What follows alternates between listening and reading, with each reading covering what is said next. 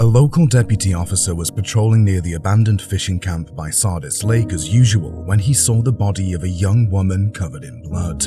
What did you find? A white female laying on the ground with multiple gunshot wounds to her back. On the campus of the University of Mississippi, a dark and haunting tale unfolded. A promising young student's dreams were shattered most horrifyingly and mysteriously. This is the story of Ali Kostial, a 21-year-old student at the University of Mississippi whose dreams were forever silenced when someone brutally took her life. A gruesome act that shook the community forever, a death that could have been averted if Ali had done one small thing differently on that fatal day. Shot with over 8 bullets piercing through her body, who was this monster responsible for her demise, and what were his reasons? Did justice triumph in Ali's tale, or is there more to the story than what meets the eye? Our thoughts and prayers to Ali and everyone affected by this tragedy. But first, let's uncover the concealed dark secrets behind this tragic tale. Ali was a compassionate, kind, and loyal friend to many. Just a ray of sunshine, just a really great person that meant so much to so many people.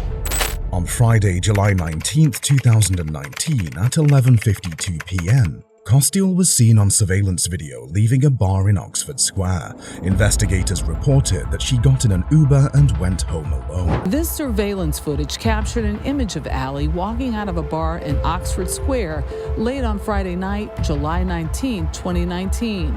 Later that night, she went out again and was found dead near Sardis Lake hours later. She was shot more than 8 times in her back. Almost 11 shelling cases were found on the ground. Ali's purse was also found on the side of the road with her school ID and her driver's license inside. With the shocking revelation that a young girl was mysteriously found dead in the heart of Mississippi, the best officers in town headed to the site to discover any clues or evidence against the killer. They tried to find her phone to uncover the story deeper. However, her phone was to be found nowhere, which left the officers slightly lost. But soon enough, the officers got a breakthrough when they uncovered Ali's Apple Watch. What followed was a disturbing story that no one was prepared for. Her watch had a backup of all her chats, which gave a huge breakthrough in this mysterious case. The name of the suspect was up in the air by the next morning. This is Brandon Thiesfeld, the on and off boyfriend of Ali. The couple met when they enrolled in Ole Miss. This photo was shared on social media in 2016.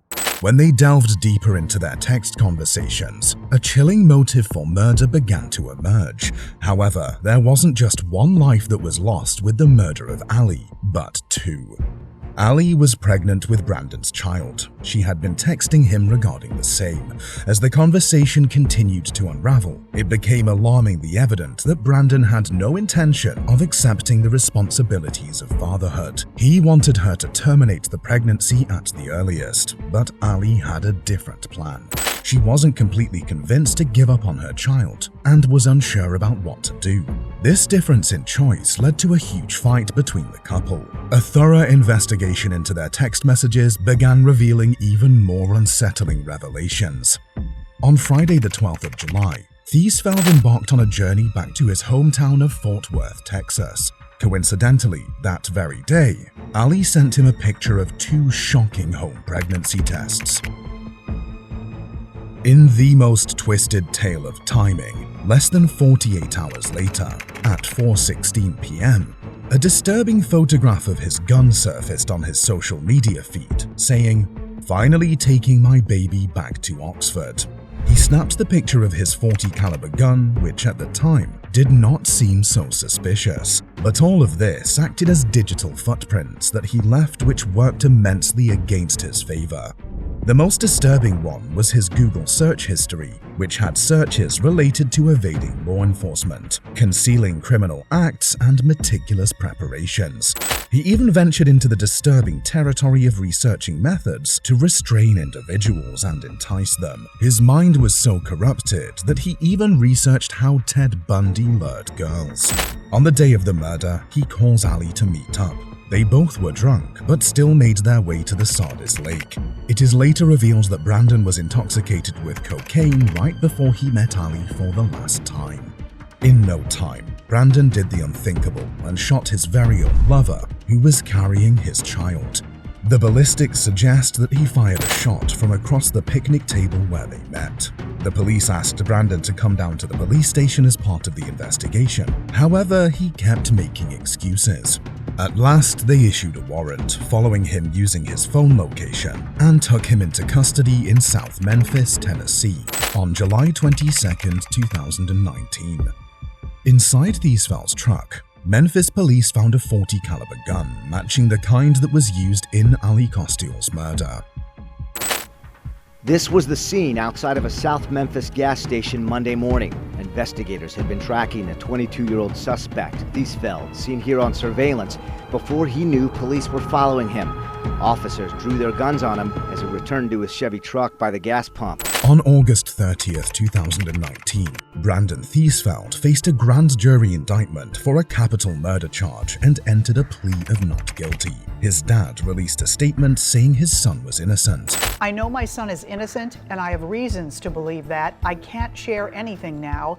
He's headed now from Texas to Mississippi to meet with police. Ali's cousin reacted to this atrocious statement on social media by sharing, "If you ever wonder why women avoid rejecting you, this is why. We don't know if you are going to be cool about it, or shoot us 8 times and throw our bodies near a lake." Many of Ali's friends described Brandon as a volatile individual with a toxic demeanor. Additionally, he had previously faced legal charges like underage alcohol possession, public drunkenness, and possession of a fake ID, which only added to proving him guilty. Ali's trial was about to take place when the world was struck by the COVID-19 pandemic. After a few postponed hearings, the trial finally took place. Brandon's advocate pleaded that he might not be mentally stable enough to understand right or wrong. However, on the 27th of August 2021, Brandon Thiesfeld pleaded guilty to the first-degree murder of his girlfriend Ali Kostial. There's no excuse for my actions. I have asked God for forgiveness. And I hope one day that you will find it in your heart to forgive me. As observed in the preceding clip, Brandon displayed intense emotions in his confession. However, no explanation he offered could erase the tears from the grief-stricken eyes of Ali's devastated parents. He was sentenced to life in prison without the possibility of parole. Brandon Thiesfeld will serve his life sentence at the Mississippi State Penitentiary. Ali Kostial's family and friends continue to honor her memory. They say Ali's love for sunsets will forever remind them of her bright spirit. I may have been Ali's teacher, but clearly listening to everybody's thoughts tonight, she taught a lot of us as well. And I know our candles are burning, but Ali clearly is a light that's going to shine on in each and every one of you. She didn't deserve what happened to her. Nobody does, but she didn't especially. And I just want everyone to remember that. I want everyone to focus on how good of a person she was and how much joy she brought into the world and how positive she was, not the situation. Ali's loss has forever left a scar upon her close ones, which they are still trying to heal from. We hope they all find peace soon. If you're eager to explore more tales like this, please consider giving us your support by liking and subscribing to our channel.